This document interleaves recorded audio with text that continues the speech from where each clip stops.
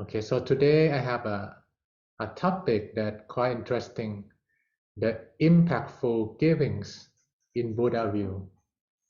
And interestingly, I set a topic about a week ago because right now I'm very enthusiastic that now the world is ready.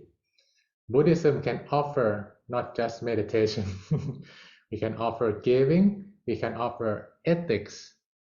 And since the COVID start, I don't like COVID myself, but the world uh, sees some, we call like a global Dhamma lesson about impermanent, that you cannot really fix it the way you want. When something comes, you cannot do anything about it. The airline, the business, and wow, we cannot just seek happiness outside. Is not always available. Okay, so interestingly, in the past 2-3 years, the people download the apps, look for the wisdom class, look for some internal development more. It's like it showed up. It showed up during the last few years. Again, I said that Buddha didn't teach us to be too optimistic or pessimistic, just realistic. Yeah, some bad things happen, but what we can do about this thing, right? So we learn so much, and just recent I shared with you that now I call the term gem. It's like a good things in life, gem, giving, ethics, meditation. Yeah, this is Buddhism in the modern day, that we need a gem life, the life that we feel good. And just last month at Harvard Business School, I showed gem at Harvard Business School. And I show some stuff that I'm gonna share again. That yeah, it's just about the right time. I think that the saying of Victor Hugo, if I'm correct, the French philosopher, there's nothing more powerful than the thing that whose time has come. When the time of something is ready, that thing is so powerful. Before this, it doesn't make any sense. But right now, the world needs ethics. The world needs clarity, not just a speed, but clarity. So today we're going to talk on that line along the side. I coined a term just a week ago, impactful giving. Yesterday on my iPhone, masterclass, Melinda Franket teach impactful giving. You're like, oh, now people want to know. I have no comments on that. As I'm aware, she tried to do something good, and right now she goes solo because something happened in the Gates Foundation. But I'm pretty sure that people still want to hear. Yeah, maybe not everyone, but interesting about the impactful giving. At the same time, we have this kind of giving challenge. The person that on the Fortune magazine as the next Warren Buffett, the youngest billionaire in the world, he become a fraud with the FTX cryptocurrency crash. And unbelievable. Nothing against big institution, but like Ivy League school, not always have great people come out. Sometimes big troublemaker. And with the crash of FTX, it lost billions of dollars. People lost money around the world.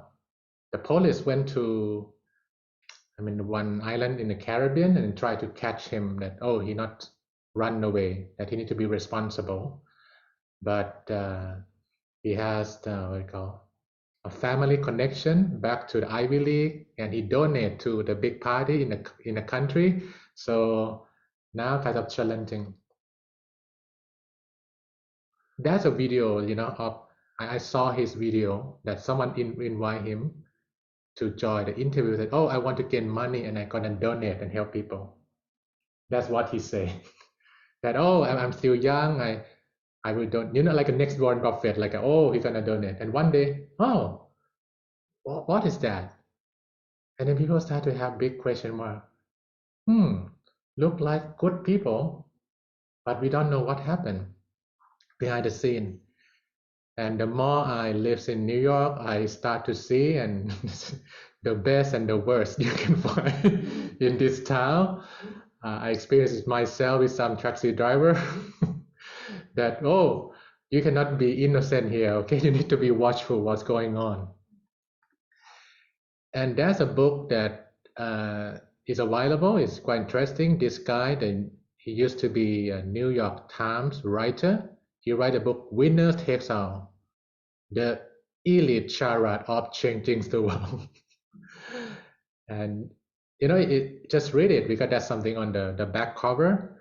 Anand, I'm not sure how to pronounce it, Giridharadas, take us into the inner sanctums of a new Gilded Age, where rich and powerful fight for equality and justice any way they can, except in way that threaten the social order and their position atop it. Very New York Times, okay? They rebrand themselves as savior of the poor. They lavishly reward thought leader who redefine change in way that preserve the status quo. And they constantly seek to do more good, but never less harm. Wow, that's very powerful, right? As a Buddhist monk, I'm neutral, I'm learning. What is that? Someone told me, oh, Mangarin, you not just accept donation. You need to know where donation come from in this place. You be careful. That charity can become your big problem. And some just told me, all the big museum in New York, someone don't know the donor makes very bad stuff. And they use that to kind of dilute or distract attention of the public. Oh, they are good people. Why you look bad at them? They found, wow, they put their name at the museum and everywhere just to distract people for something's going on.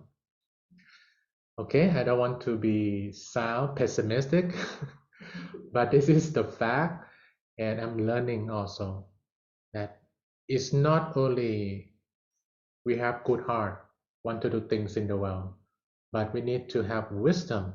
We need to have mindfulness to see what's going on. So we will not be troubled by some unintended causes that we don't know. We call ignorance in Buddhism, that we just don't know. So that is some like a background that I want to share with you, why we need to take a look what Buddha say about giving. That might be a guideline for the real impactful giving. I hope the world will hear more. Meditation we hear a lot. Giving and ethics, not enough. Okay, so we need to talk about that more. Today we talk about giving. In the Buddha view, the impactful giving, we can have a different session on this topic. Is very interesting that how we have like a compass on giving to make a better world. Today I would like to touch on these two aspects. Yeah. To make an impactful giving, two things that we need to take deep consideration. What is the purpose of that giving? And what is the clear understanding of the giving we have? And let's take a look. It's quite interesting. I think last month I shared with you these three troublemaker: greed, anger, delusion, lopa, tosa, moha. Oh, that's three major color, right? Yellow, blue, red. It mix up to be envy, to be jealousy, to be appreciative mind to what you have, different thing. And Buddha talk about three problem solver. You fix greed by giving, you fix anger by ethics, and you fix delusion by meditation. Dana Sila Bhavana in the original Pali language. So, yeah, this is Buddha view. When you give, it's mainly make yourself a better person first. It's not about helping other as the main focus. You know, sometimes it sounds, wow, why you just look at yourself? It's not just, you know, to be viewed as you're a nice person, but it's a protocol. Like when you're on the plane, right? Put your mask on first, and then it's not you like that or you don't like that. That's how it works. Like you're gonna jump to help someone drowning in the river. Before you jump, check, can you swim? If you can swim, you jump. If you cannot swim, be careful, call someone, right? So Buddha, he knew that if you give without realizing the main purpose of giving is I can let go. I can let less negativity in myself. You know, the one who will receive giving, they will benefit for sure. But how about you? And sometimes because of giving, you know, we feel proud. We feel, oh, we powerful and this and that. And when someone criticizes about our giving, we don't like. But if your main focus or main purpose, I give, I become a better person, and then I can help more people, it's different. So in the Buddha view, when you give, make yourself blessed, make yourself feel good, and then other will have that blessing from you.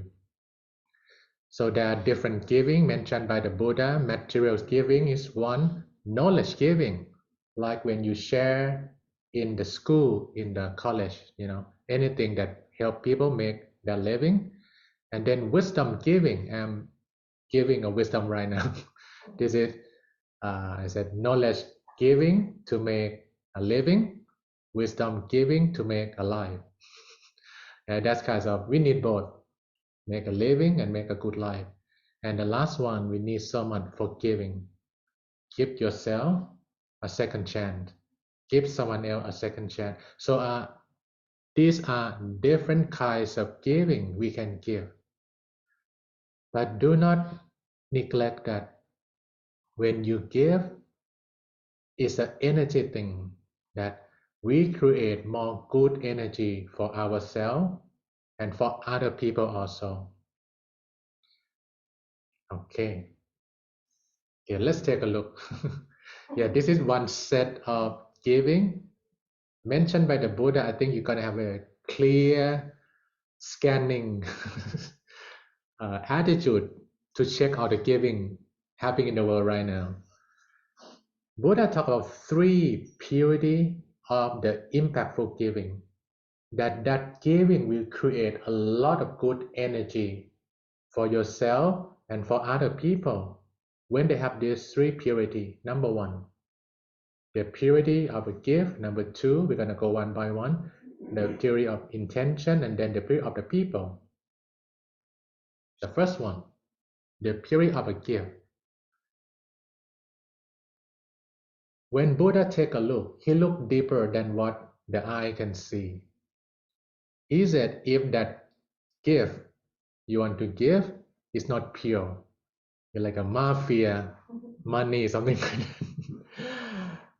that. It helps people, but the one who give doesn't get what they call maximum energy from that thing, because the gift itself is not from the pure source. It comes from bad source. And in the modern day, wow, that good image hiding something, right? We just talk about that. And Buddha see that no, not just what you see, but you need to know that that gift is pure or not. Okay, we can have some discussion Q&A later. Oh no, don't mind. People on the street, they get the food, they get But in the long term, like we give a space for these kinds of people to get good acceptance. You get the point, right? If we look at short term, it should be fine. But when we look long term, no, that's not the direction of giving. Should be view. Okay, so when he look deep, not just what the eye can see. That's number one, the purity of a gift. Number two is very important, the purity of intention. If the intention, oh, when I give, so I can have less temptation, less greed, to never get enough, that's good. Like, oh, intention is for myself to be better, and then intention to really help those people. Now, when we turn into political world, oh, they become more kind when it's closer to the election time. What's your intention? I didn't criticize the politician. Some really mean well, and they not just show up at the election time. And there's people like that. They show up every time. Yeah. So if the intention is really to help people, but the system is to vote, right? So if something makes sense, then okay, it's fine. But if it's not from sincere wish to help, it just I want to be elected, and then something I don't talk on my bucket list. After I get become elected, what I will gain? Oh, that's not pure intention. Can you see that? It's quite delicate. You can help and you can become elected, but you are very sincere to help or not. You are very sincere to give your life and time for the people or not. Or you have some side benefit from become elected, but not for the people. This is I thought we can have many sessions about this topic today. Just open up how Buddha look at giving, that very deep, very subtle. So the gift itself, that's number one. The intention is number two. That, wow, it's important. Not just the gift, but what is the real intention of the giver that make different energy in giving. And the third one, the purity of people, which means giver and receiver. The one who give and the one who receive also. At the temples in Thailand, every time before we're going to do alms offerings, anything, the master will lead everyone to meditate. Like, make yourself calm and peaceful. This is a time to let go. I'm not give to be recognized. I do not give to be famous. I do not give, like, I make your mind calm and peaceful. We give to help ourselves and other people. All right. The energy rise up in a different way. Yeah. When the giver are pure and the receiver also are pure. Like, they give and then they have good intention also to become a better person. That's very good. One thing that maybe I would touch more later because it's quite subtle. It might change how we do givings around the world. There's an old saying said, if you want to feed someone for one day, give them a fish. If you want to feed someone for life, teach them how to do giving. When I become a teacher around the world, and now I eat more vegetable. Yeah, they don't like this analogy. That's killing, okay? So I changed it. Yeah, Mandarin version. If you want to feed someone for one day, give them a rice. If you want to feed someone the whole life, teach them how to do rice farming. Okay, feel better. Okay, no fishing. Right? But it's about knowledge. When someone poor, when someone in that situation, it's not just the material giving that we should give, but knowledge, but understanding why you are there in that situation, right? And then we educate, and not just worldly education, but spiritual education also. What kinds of energy bring you in that situation? This is a deep stuff. That why you were born there, why you are in that situation, and what kinds of energy you can do. Anyone doesn't need to be rich to start giving. Even someone, let's say, one poor village, and people come to take the food. One person who give and they just keep everything just for their family and don't care about the family at all. And then the same poor village, the people from the same village, they give and they take a look also that, oh, the neighbor family also have enough or not. It's different energy. The first family, yeah, they care for their family, but how about the bigger view of the world, right? So the second family, my experience, I have a feeling poverty less, because they start to think about other people, and it's the physical, like a physics. When you just think about yourself and you spread that energy, and the people, I don't care about you also, you don't care about me, but you start to care about someone else, you spread that caring energy. Okay. I think it's very fundamental. You think about it in the classroom when you were young. Yeah, you have some friend when come, they always share food and help, and someone who just focus on their plate, don't care about him.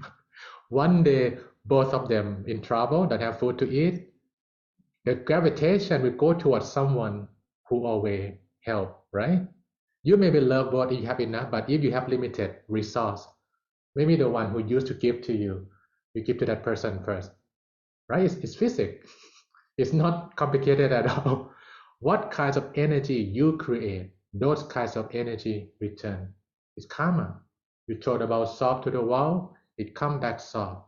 You throw the ball harder to the wall, it come back harder. When Buddhism and science never in conflict, always flow that way. So we don't need to be rich to start giving.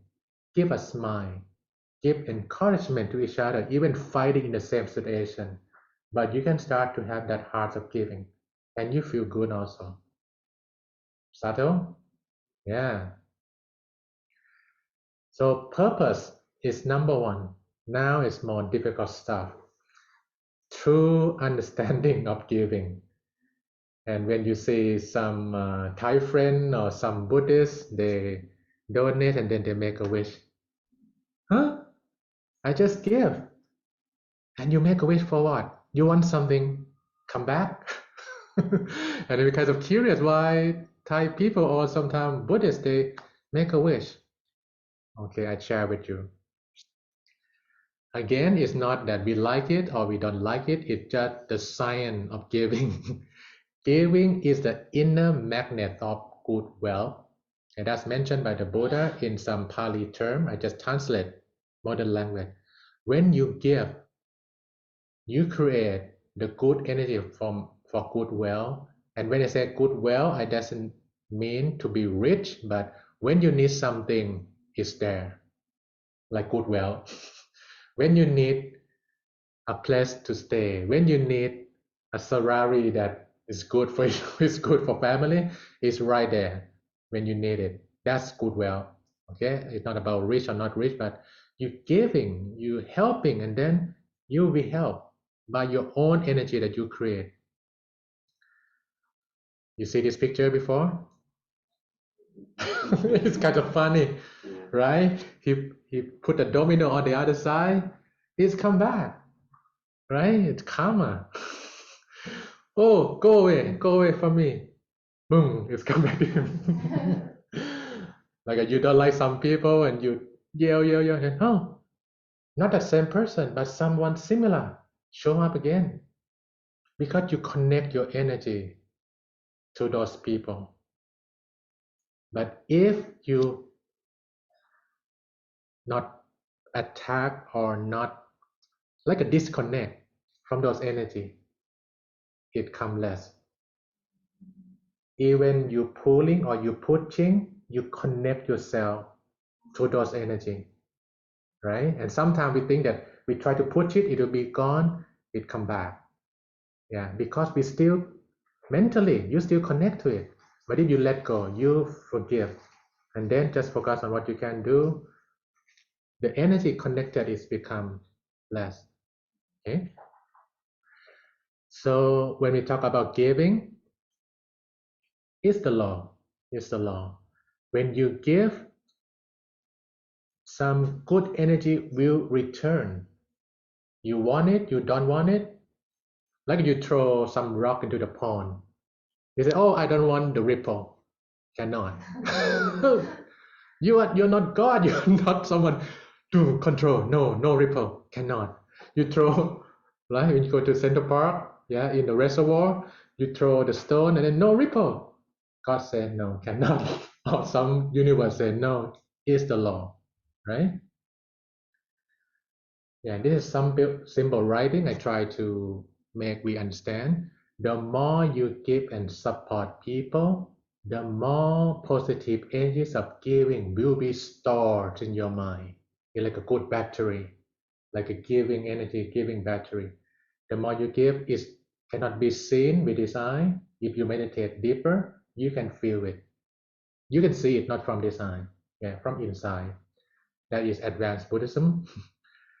And those energy will attract good people, good situation to support you to gain more and more goodwill. And in the parenthesis, and you can help more people with that. In different religion, different tradition, look at rich people in different way. And in Buddhism, if you trace back to early Buddhism, Buddha didn't blame rich people. He, if that rich people are kind, help other people, he said, it's good. You are wise. You use your goodwill to help people. He just realistic. To be rich, someone they born in that family. But how they make use of that well is their choice, right? So if we can do something that we get more goodwill, even to the level to become wealthy person, it's okay if you have wisdom to use that well to help people, and you use the money, you not let money use you. Okay, I put it simple like that the money come but you're in control, and then you use that to help more people. That's good when you have resource to help people. Giving is great. Why do we need to understand a return part? I just give, I feel good. Why we need to make a wish or something about that giving? Yeah, this is more updated American Buddhism. In Buddha teaching, there is no such thing as a good luck or a bad luck. No, no coincidence. In Buddha teaching, things happen for a reason, right? When good things happen, when bad things happen, let's say we do some giving, and then something happened, or we didn't do giving, but something good happened. If we understand by the law of karma, because you do good action, that good things happen. So, okay, I repeat a good action, but without understanding, oh, because I'm powerful, because I'm chosen one, some kinds of ego and pride, and don't understand. They do not repeat the same good things. Can you follow me? Without understanding about how it works, sometimes we miss the point, and then we didn't create a good cycle of progressive good life. And sometimes goodwill make big trouble. So once we understand that there's no coincidence, we need to understand when we do this, what happened. And when it come back, you not feel too proud. You not feel like, oh, I'm the greater one, or no, it's just something good you do. Keep doing good. Keep doing that good thing. This is a part that we don't talk too much, but I would like to touch that when we do good, we make a good wish that if the well come, wisdom please come too, so I can use that well wisely. That well not make me less quality in kindness. That's kind of making a wish, not just may the well 10 times multiply. Those kinds of things. Not the good determination in Buddha teaching. We meditate, we make a good wish that may this giving really help people. May this giving help me to become a better person. So this is a return part. With the right understanding of giving, you can create more goodwill and help more people. Yeah, and that's why giving is great. Why we need to understand? We need to understand the return part so we see how it works completely. That thing is not random. If you're right now not have goodwill, you check. Maybe you can do certain kinds of kindness of giving. It doesn't need to be money. Anything that make I'm a giver. I'm helping, even a smile, even some service to your family member. Connect to that energy more, right? And then you will start to see how this thing works with your own life experience. I think there's something called, okay, I stop share. There's thing called Murphy's Law, right? Bad thing keep happen. When the traffic move, is always the next lane, it's not your lane or something like that. I have something called Miracle's Law. Good thing keep happening. And you can create that miracle. Good things keep happening because you keep doing good things, right? And we don't do random things that sometimes good, sometimes bad. And sometimes we do those things because we don't understand. I think we think this is okay to do this and that. But when we understand, good things keep happening, and when we do more good things, and when bad things happen, we not feel bad. Maybe my karma, in the past or sometime I don't know, not purified, keep doing good thing. So with understanding is very important. It's not blur. It's not confusing. And then less bad thing happen. More good things happen. If we not enlightened yet, bad thing will happen. But it will be less and less negative impacts on you because you understand that pain is, right, inevitable, but suffering is optional. That when we have wisdom, we suffer less, we prosper more. Okay, so that's the impactful giving for everyone. You like it? If you like it, please type number 4. Okay. This is the first time that I share this. The more time, maybe we can go deeper, understand more that what is the impactful giving we should have in the world. And you will see that, wow, this is deep. It's like a deep thinking about those things, and we can go much deeper than the surface givings in the world that, oh, it's just what we see. Okay, I pass the microphone back to Air. Are you Q&A moderator today? Yes. Yeah. Thank you so much, Monk Brind. It's very powerful topic today, and thank you for a beautiful and valuable teaching for today. It's applicable to life as well. All right, everyone. Now we are going to have a Q&A sessions for 10 minutes. Anyone who has a question or something to share, please feel free to speak up or comment in the chat box. So remember, we are here to learn from each other. มันไปไม่ได้ Can you come close to the mic? Yeah. Yes. Okay, thank you very much. I really enjoyed that talk. Can everybody hear me okay? Can you hear Phil? Phil, I can you come closer? come closer. Okay, maybe I go over here. How about? Oh, yes. How about now? Yeah, okay. Okay, so whether you can see me or not, my question... I see you. Okay, good, thank you. First of all, it's great to be here, thank you, and it's great to be with everybody on Zoom.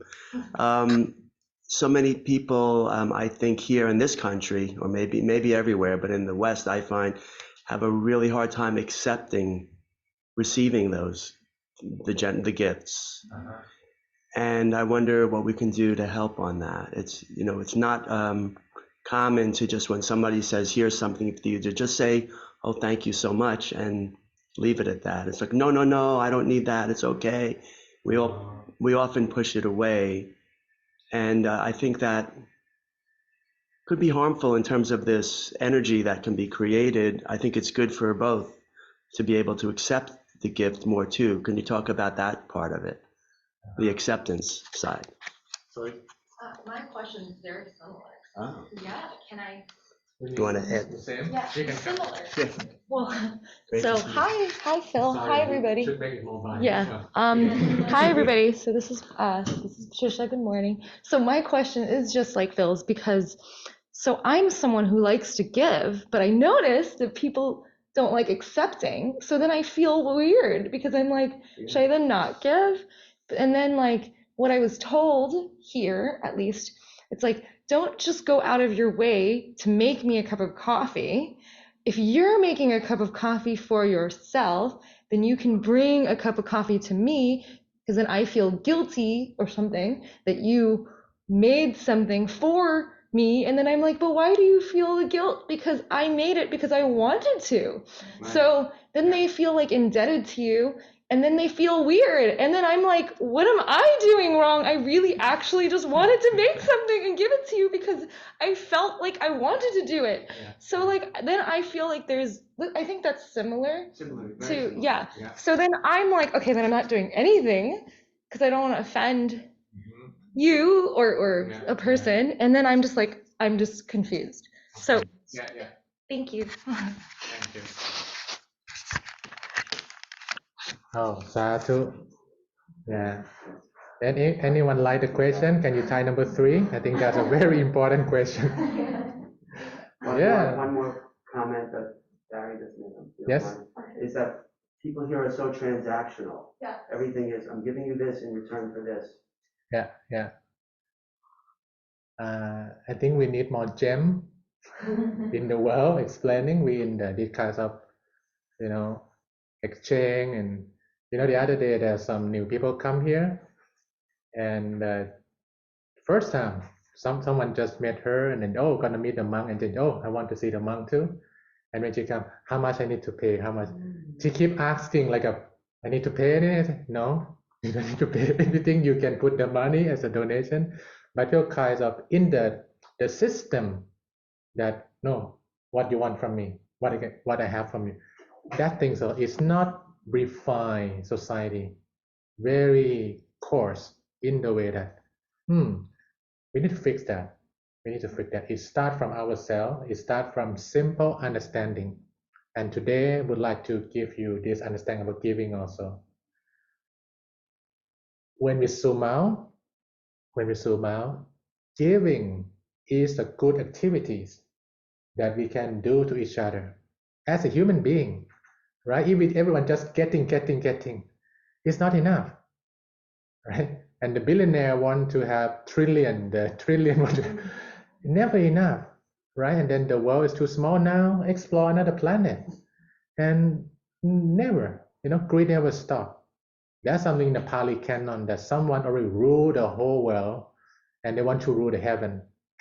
In Pali Canon, like your defilement don't stop if you not really want to stop it. It will not come naturally. It must come from the intention. So when we see giving is good thing, right? And even as a receiver, we know that giving is a good thing. So when someone give them a chance. Like this is a chance for them to do good thing with you. It's not about you and me only, but you receive as someone who give. Can you follow me? You receive as someone who give also, because you knew that, wow, they're gonna feel good. You don't feel guilt, you feel good. You don't feel guilty, you feel like, wow, they do good thing, and okay, I will take. I experience a lot, okay, as a monk, and someone, the people see me, don't see my friend, but my friend also might need something also. So when I take it, I will tell the person that, I have this, but can I share to my friend? Can I give this to this person, that person? So as a receiver, I become giver. And that person feel good also. That, oh, you want to give to me? It's good. Oh, but this piece someone have, but I have someone who might need it. Can I give to that person? So that is a flow of good energy. There will be someone who, no, I just want to give to you. Because they're still, I want energy. You need to gradually educate. Buddha said, if someone tend to the sick monk, like some monk who they tending to me, like it looks like you take care some random monk, just regular one, not enlightened yet, you taking care of me also. That's what Buddha said. Because Sangha, Buddha teaching as the overall good things for the world is bigger than he himself. So Buddha, you tend to the sick monk, you tend to the one who in trouble. It look like you take care of me also. It's deep, how he mentioned that 1,000 years ago, that he see the bigger picture beyond just personal thing. So the next time when someone refill, you see their face. If they can understand, you can, oh, please give me a chance that I can help you. But if you don't need it, you can share to someone else. And they come out from that just this and that, but wow, okay, I didn't think about it. Thank you. I can use this to help other people also. Then the flow will not be blocked. Clear? We need practice. It's logical, but human is human. We need to see how they will understand and take this. But even a chance to know that there are a bigger way or more understanding to this, it will help. Yes. To follow up on that. So, are you saying that if we have a pure intention when we give, that might be the most helpful? We can't make somebody be more accepting of our gift, but we can set the example. And if our intention is pure, then they might feel that. Yeah, I think that's the good way to explain. Thank you. Maybe one more from here, and then should be some from around the world. Yeah, you want? I was just also, did I put something? It's okay. Okay. I was just also interpreting your answer to be that if the person feels uncomfortable when you're giving them the gift, because that has happened to me quite a few times as well, to actually say, and I've had people say this to me over the years, oh, it makes me feel good to give to you, which also sounds a bit transactional, so I don't know about that. But anyway, to say that, and then also I think this idea, maybe not with a cup of coffee, but with other things to say, and if it's something that you don't need, feel free to pass it on. Yeah. Because I think there's a lot of regifting now, which is really nice. Okay. Yeah. Can I just to finish this? Okay. Okay. So my question is, if I want to give someone, like if I'm confused in a situation, and someone tells me they don't want it, do I give it, or if I'm like confused and angry, should I just like be like, okay, and then not give it? Like, I'm not like, what should, like, as a giver, if someone says, I don't want it, or, walks me through that, isn't it more respectful to be like, okay, I respect your boundary. I'm just like gonna not give you this anymore because apparently it's offending you. I'm just wondering.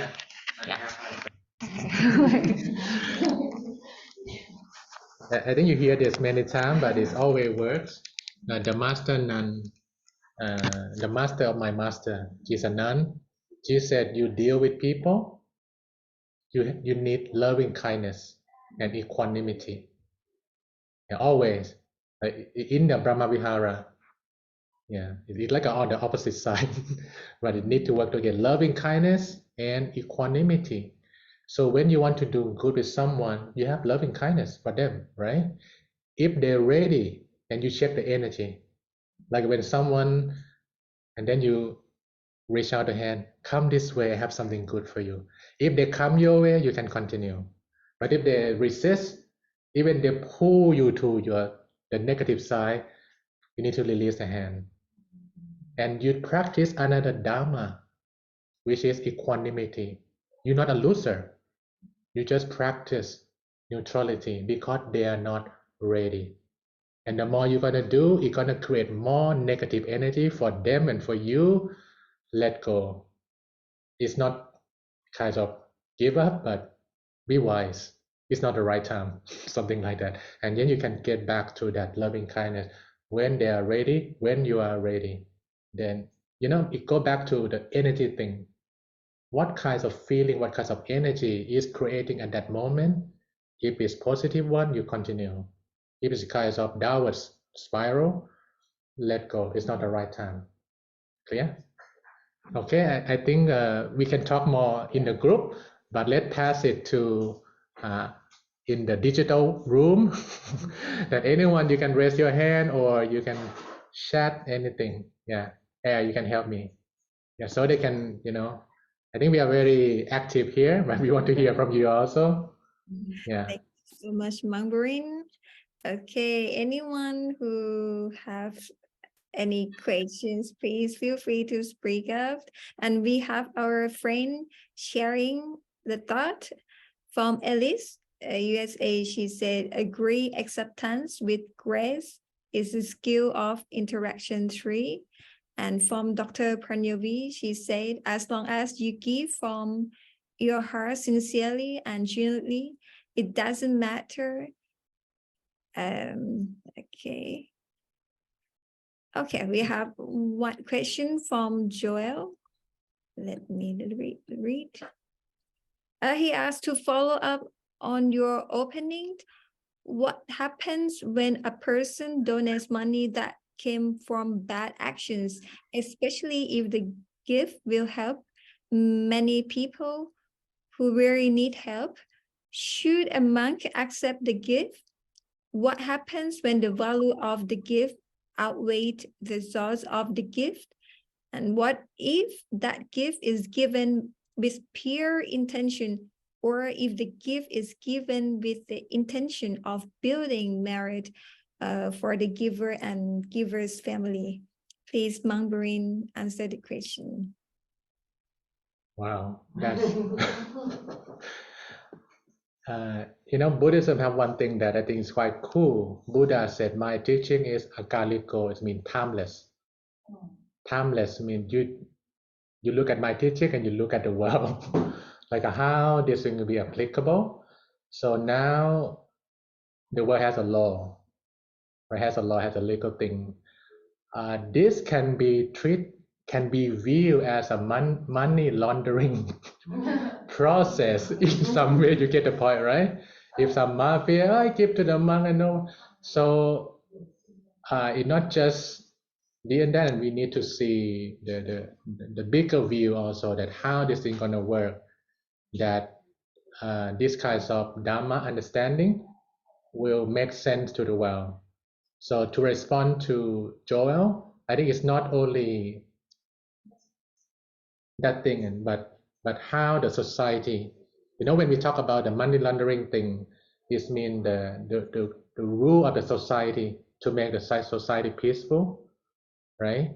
So we need to have bigger view on that, not just that giving action.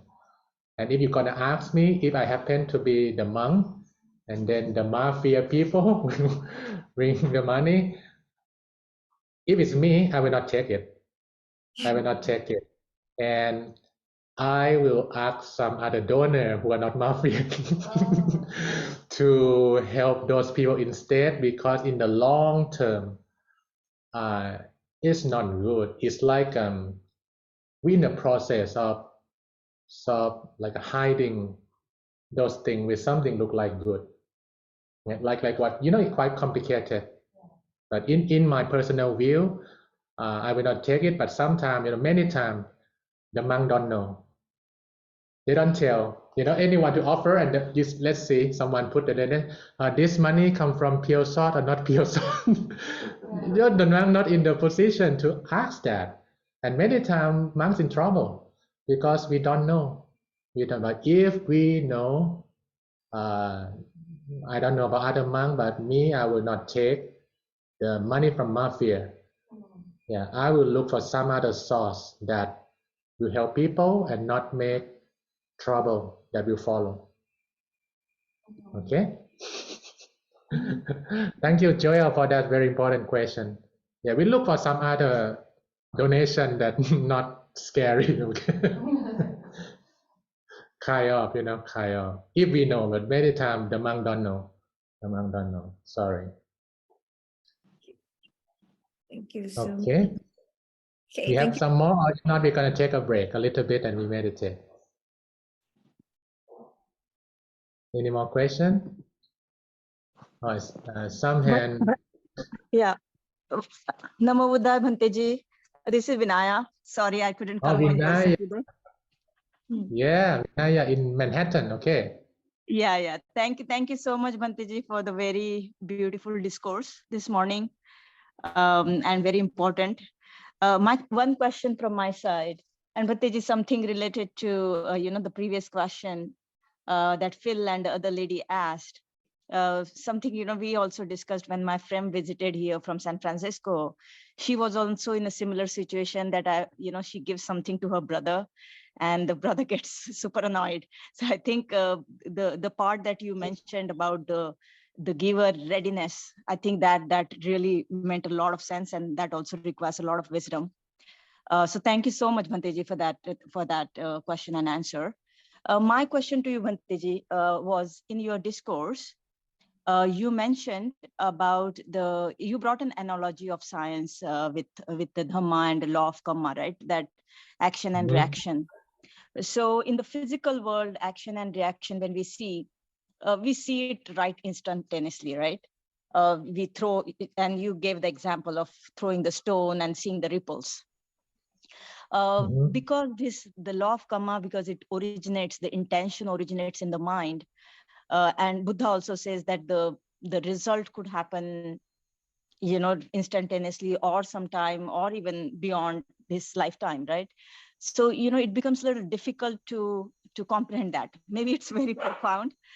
So if you could help us understand that part, right? Because Bhanteji, I think it's a very powerful and profound law.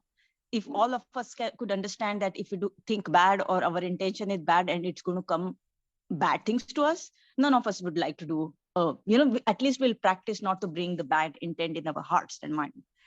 Unfortunately, the law, is so profound and so deep, understanding becomes difficult. So if you could throw a little bit of light on that part. Thank you so much. Okay. Yeah, let me review with you that sometimes there are many factors that we don't know, right? And how we can do the best in that unknown thing. That this is correct. Like how we deal with many unknown factor about the karma that we don't know where the money come from, this and that. Yeah. Okay. Thank you. That's very interesting question and important too. In all the negativities we know in the world, Buddha said avijja is the most terrible one. Avijja means ignorance. Ignorance is like we don't know. And that's the hardest one to deal with.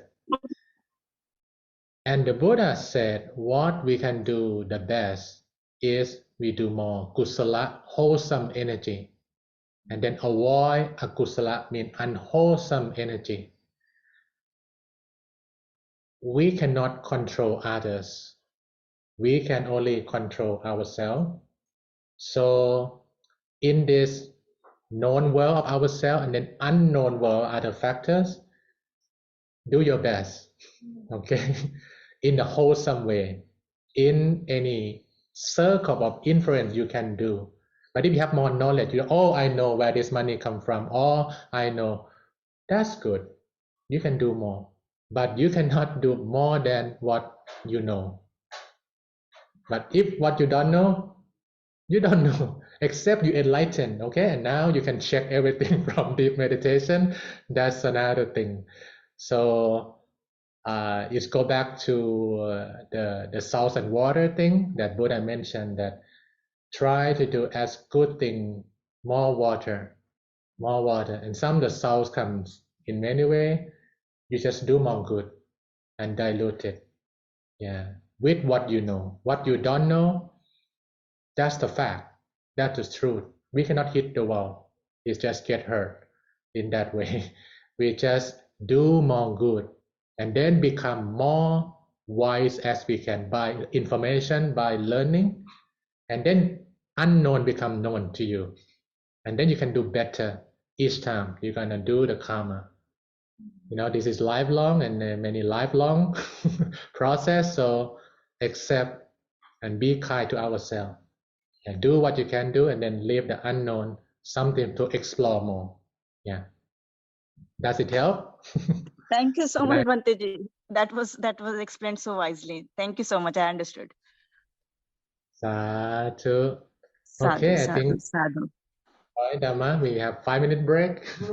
Fresh up a bit, and we're back for inner peace time.